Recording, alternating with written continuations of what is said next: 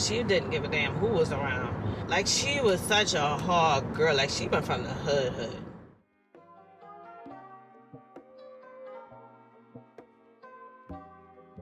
Like, it was rough. So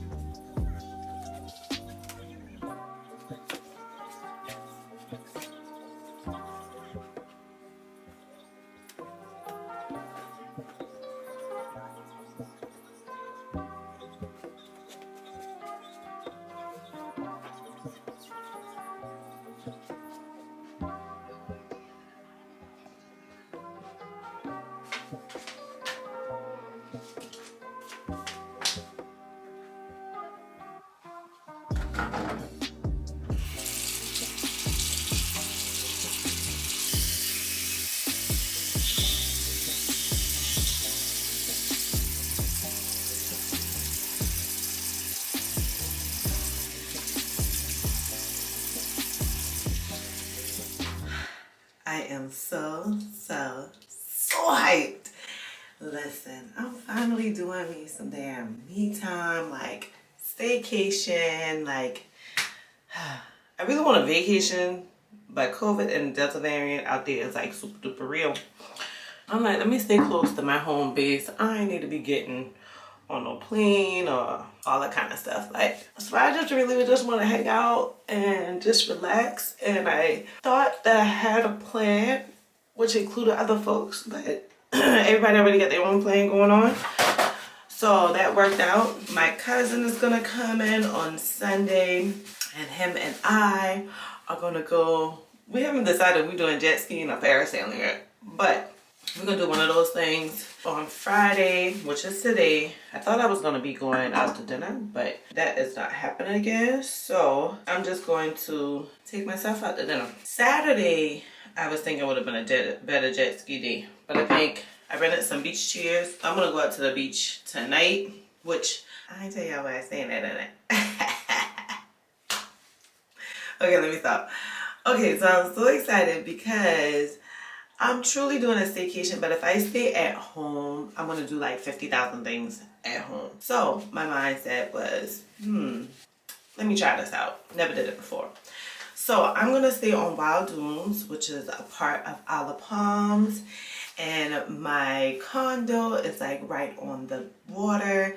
It has a private pool, patio in the back. I ain't even gonna tell you all the deets. I'm gonna just take y'all along with me today as I check in and all of that stuff and check it out for the first time myself. And we're just gonna try to do, you know, relax, like pool time, beach time, music, you know, chill. I'm not on a schedule by any means, so I'm excited about that. Now I'm thinking about renting a bike for tomorrow, for Saturday. I haven't totally committed to that yet because I'm taking so long to do it. I might not get one because things sell out. But I'm super duper happy that, like, I don't know about the schedule. I can do my own thing. I'm going to spend a lot of time trying to reflect on my goals. So though I want to unplug, it's like my goals are just super duper important. And when I don't feel like I have a plan, I get a little nervous and shaky. And I feel like my plan is like, it's unraveling to some degree because I haven't focused time on the details. So that's what I'm going to do. I want y'all to come along with me because I really had got up super duper early this morning and took Riley out, so I don't have to take her out again, but I do need to pack her out because of course Riley's going on a staycation with me. Now I'm gonna get my ass out this bonnet and get some clothes on, which I don't know. I think that what I'm gonna do instead of doing that is I really think that usually Friday or Saturday I sit down and update my budget, pay bills. So before I go on a staycation and spend any money, I'm gonna make sure my budget's all the way updated. So I'm about to go in my office, do some bills, enter some emails. When I'm done with that, then I'm probably gonna start packing and getting me and Riley packed up so that we can head out. But I probably won't pack until I'm done cleaning. Okay, so back up. I'm gonna do bills, I'm gonna clean, because I don't like leaving my house feeling no kind of way when I leave. So I wanna like vacuum, all that kind of stuff. So do bills, clean, pack us up.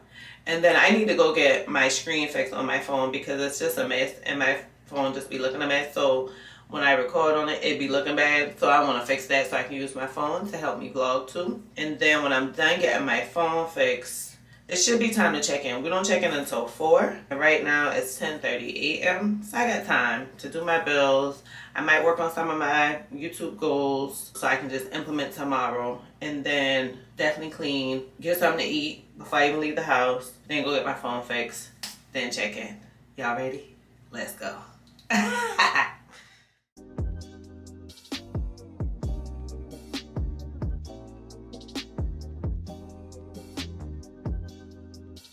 I am also happy because I am literally packing for my staycation. Which honestly, I just got off the phone with my best friend and she said that I should call it a vacation because I'm not at home. So we're gonna call this a vacation, but I literally have no plans. Like, I rented beach chairs and so I really want to hang out and enjoy my beach chairs, so I'm gonna go out there for that and hang out on the beach tonight. So I'm debating if I should pick up something to eat on the way going over or if I want to leave again tonight to go get something to eat. So we'll see. Haven't decided yet. I wanted to go get my cell phone fixed because the screen is messed up, but I already talked to my best friend so long that I already ran out of time for that.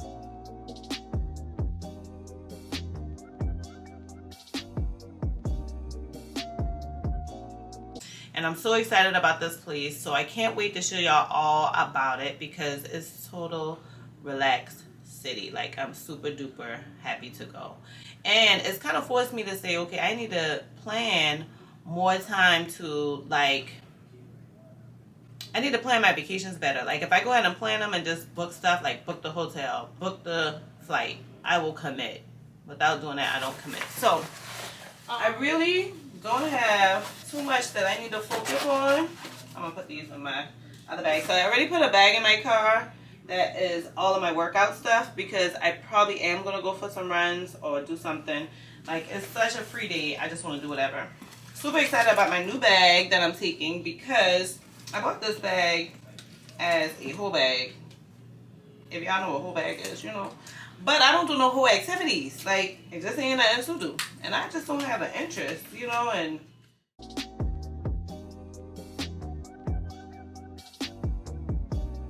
man, let me tell y'all something. So, while I'm there, because I'm actually leaving from staycation, right? Let me get out this gate before I do all this talking.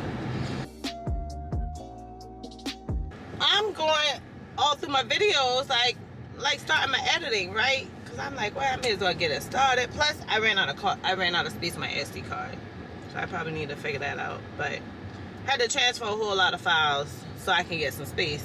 And then I realized, like, the whole getting ready for a vacation was supposed to be a story time, and I must have deleted the whole story time. So the stories that I was supposed to be telling you guys were literally all about my worst terminations, and I've had 2 of them. So in all the years that I've been doing HR work, I've had 2 rough terminations. I don't think I need this parking pass anymore. It's so bright. So I've had 2 rough terminations, and one of them was with a girl who was a really close friend of the CEO's, like, niece or something like that. So the CEO niece used to work for the organization too, but she no longer worked there. And so this girl was left there, but this girl felt like she had went to a lot of, like, family events with them and gotten hired just on the basis of her this niece. And so you can tell she felt super entitled, but she was a bully at work. She was just a bully. When I first start with any organization, I've learned to learn each department, sit in on different meetings that I don't need to, get to know the organization, get to know how people interact with each other.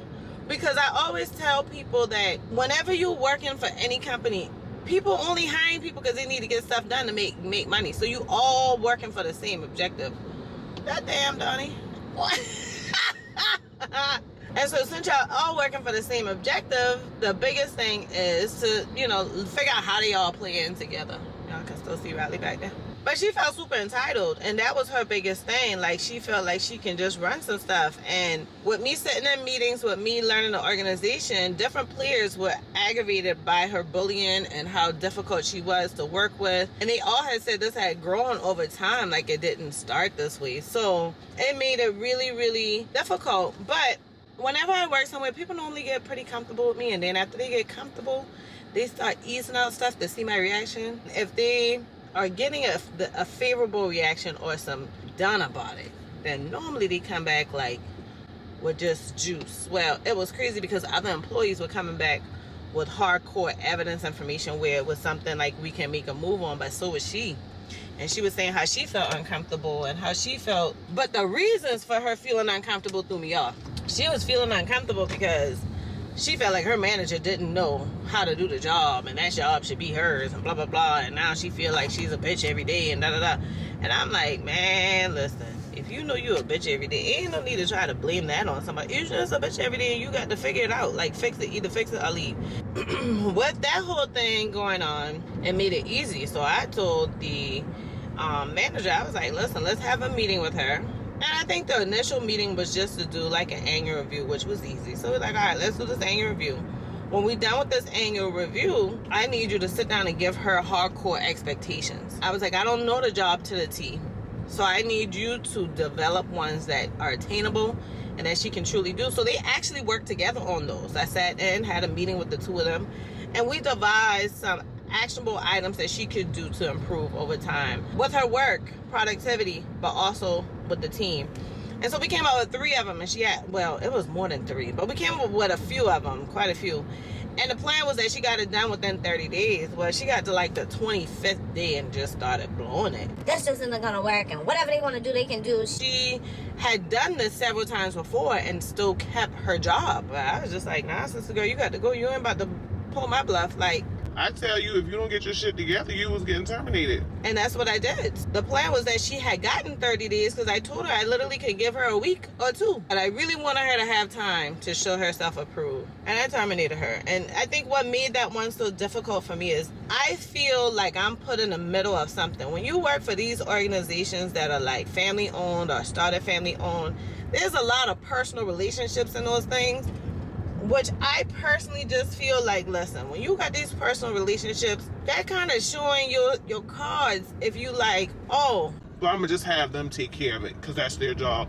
Well, I ain't been here for 20 years building this relationship. But, I do it because the manager had tried really hard and she felt the same way, like it was so much family, personal stuff in it. I think what really made it the hardest is that she had just told me, she was explaining to me what was going on with her husband. So she was stressed out with that too. And her husband had just lost his job. They had just upgraded their house before he lost his job because they had no idea he was going to lose his job. So they had just upgraded their house from like a $200,000 house to like a $350,000 house. And they had small kids, and they both now are sitting home with like no income. I mean, she had like side money from doing some sales or something like that, but that was the next big problem why she had to go, is because she kept like pushing in people's face that she made $100,000, and at that organization that was easy. Like, majority of the people there made $100,000, but for the ones that didn't, like, she made it clear to them when they didn't. No, she even went in the manager's face telling the manager about, I make just as much money as you, and she really did, but that wasn't her place to do. And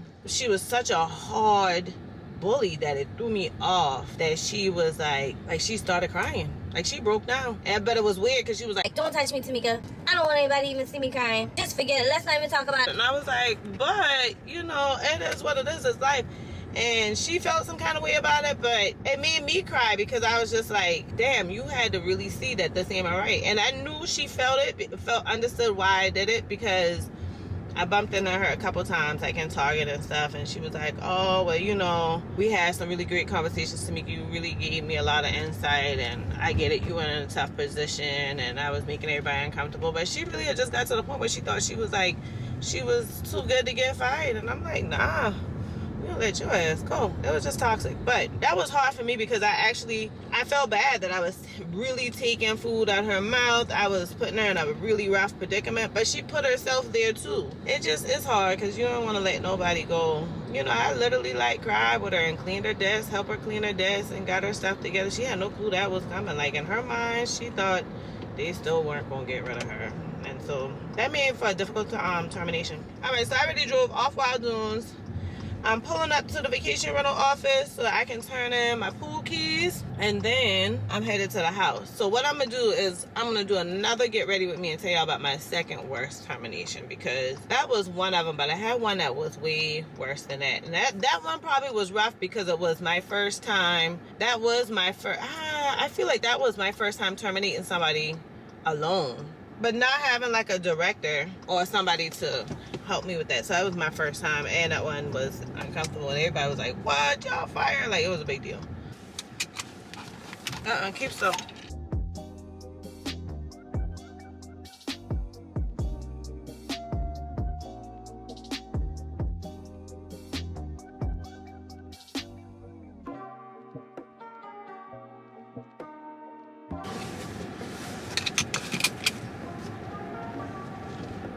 Alright, y'all, so I said I was going to tell y'all the second story later, but I'm going to just go ahead and tell y'all the second story now, so we can just knock this out. So my second worst termination was actually, I was doing HR consulting, and one of my clients had me doing like quite a few audits to kind of get him in shape. I realized that a service he needed to add on was like leadership development amongst his managers. So when we added on leadership development for his managers, is really because they're very inexperienced with managing. They would do things like you letting your employees come to your house and like come for a cookout and spend the night. You know, it was just like, you know, a lot, not just once here and there. And so when you try to talk to them, try to manage them, they wasn't feeling it. So that was a situation with this girl. She felt like her and the manager were way too cool, and that she shouldn't be corrected on anything because like they didn't talk about this at her house and da-da-da. And it was just getting real uncomfortable for the manager. And she kept saying to me, I don't know how much longer I can do this. Like, I don't think that I can continue working with this girl like this because she makes it so uncomfortable. And I was like, really? And she was like, yeah. She was like, you know, she is a bully, and this girl was real intimidating. Now she been a sister girl off the street, honey. Like you know, I wasn't gonna mess with her. She was just mad for several reasons. So I was like, okay, this is how we gonna fix this. Her place was short staffed, so I did a lot of the hiring as well. So I was like, okay, let's go through, get some members hired on. I had her do like some write-ups with the girl, but she wouldn't even stand strong on her write-ups. Like, this girl would intimidate her when she like, I took this time and I wrote this out, but then this happened and that. And I'm like, nah, but you gotta stand firm. Like, you don't get her to sign this. You don't get this in black and white. It was rough. I was like, this time I'm gonna help you. Okay, one day I'm like, okay, I'm gonna just run through all these interviews on site at the place. We had some tables over here. They can clearly see that we're interviewing, but so we on the side, and we actually took the interviews outside. And each time there was somebody I was going to keep, I had them sit inside at one of the tables. If it was somebody I wasn't going to hire, I'd tell them I reach out to them and let them go. So she kind of picked up on that. She knew that we only needed like 3 new hires, I think, 2 or 3 for this particular location. Where I end up with like 4. That bothered that girl nerve. She started harassing the girls. I didn't realize this because I'm like literally outside. One of the other employees had to come and be like, She like harassing these people as y'all set them down. and she was like, you got experience in this? You ever did this before? You ain't know nothing about this. It was like crazy. I went inside and I was like, hey, listen, I tried to let the manager handle it, but the manager ain't did too good. So then I was like, listen, you got to pipe down. Because it was so weird for me too. If I walked into anywhere, people would be like, oh, straighten up, fly right, because that's HR, that's Tamika. But that was not the case for her, and she was just not, she didn't give a damn who was around. So I ended up telling her, like, to chill out. And she didn't. She finally, when she saw that we were over hiring for the number of positions we had open, she like went off, like on the manager, screaming out loud, her co-workers in the office. And I was like, sister girl, chill. Like, you ain't making us no better. I took all my new hires, I got them all situated, got them all together, and I told the manager I'll be back tomorrow. That's it. Manage it however you want, but I will definitely be back tomorrow. So when I went back the next day, it terminated her, and she couldn't believe it. More than her just being shocked, I think the biggest things that threw me off with it is, like, she was such a hard girl. Like, she been from the hood. Quite a few, like, manly features, though. If I hadn't known no better initially, I kind of thought she been a brother. You know what I'm saying? Like, I didn't feel like she was a sister girl initially. And she wasn't chilling. So when I fired her, I think the part that really threw me off was that in that termination, she was like, as she come into the realization about it, she was like, oh shit, y'all about to fire me for real? And I was like, yeah. And she was like, that's some fucked up shit. Like, she knew my situation. Like, we all sitting in this tiny little office. And I was like, but you know your situation. And at the time, I didn't know any details like that. And she was like, yeah, but she know my situation. Like, that's something. And you can see her escalating and getting more upset. And I had to tell her, I said, listen, you got to calm down. Like, this is the reason why I'm letting you go, because you don't calm down. Like, you got to calm down. And as I'm trying to calm her down, she kind of eased down and kind of like just fell on the wall, and she started crying, and she was like, now what the fuck I'm gonna do? And I was like, it's okay. Like, find another job. This just isn't working for you. There are other jobs out there. She was like, yeah, but she was like, I don't even have an address to put down on the applications. She was like, me and my son, which I didn't know she had a child. We literally ride around on the city bus at night until it gets late enough for us to go to the shelter or find some place to stay. And I was like, what? And she like crying, like, and I was shocked. And she was like, I had the manager was like, but what happened to your car? And she was like, that shit been broke. She was like, and I can't seem to get it fixed. So I just said, hell with it. So she was homeless. She didn't have anything. And that was a difficult one for me. But I just sat down and gave her some resources and told her to go to DSS. But of course, she was like, if I go to DSS for help, they're going to take my son. And she was right. I found out in that moment that the manager that is helping me fire her daughter watching this girl's son in the very moment. I was like, Lord. So it was just eye-opening to me, because it was almost like, it was a humbling moment, So that was the first thing that hit me. I think the second thing was like, it was like, I really wish that I can help our people in some type of way, because I see so many African-American brothers and sisters out here, like, why cause stuff if you know you in a jam? Like, I don't even get the science behind it. And I think that it's not only from a lack of discipline, but it's from a lack of instruction as well. You haven't had adults display to you, like, how to behave in life. And now you think this is okay, when in actuality, it's just not. Like, I just felt bad for her, because I was like, this girl really ain't got no home, to go to. And it was just too much. It was a lot. I think all of my other terminations don't really bother me, because one, either the employee knows it's coming. It's never been a situation where somebody's left without a home, at least not to my knowledge. Like, they still able to sustain life.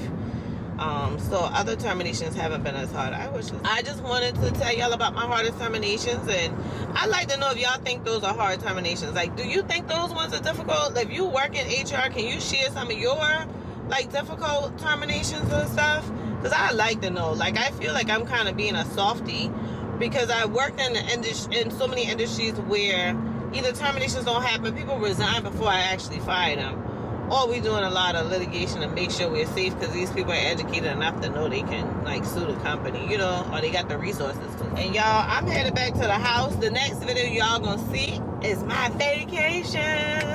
I never thought I was gonna have so much fun just sitting right home in Charleston, like, for real.